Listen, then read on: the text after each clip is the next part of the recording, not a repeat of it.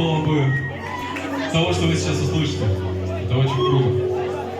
Вы заметили, что в принципе ни одного трека с альбома еще не было? Это была разминка, сейчас будет разъем, поверьте мне. Будет мясо.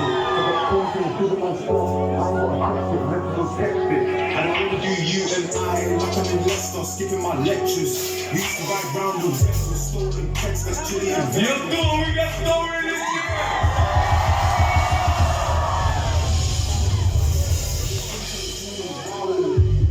Я даже сейчас понял, что я первый раз забыл свои очки, но похуй на эти очки.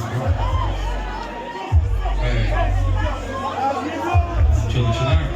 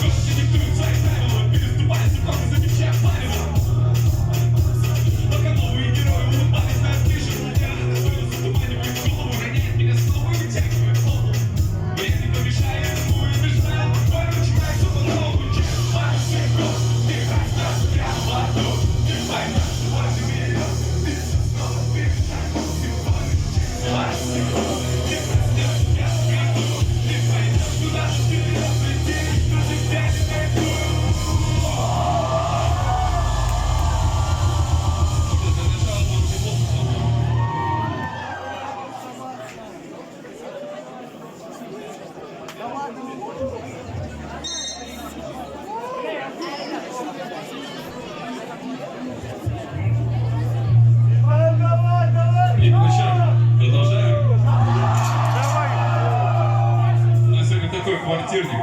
И это очень круто. Я люблю такие концерты, потому что мы просто все как будто собрались на какой-то тусе. Я жду максимальной поддержки, ребят.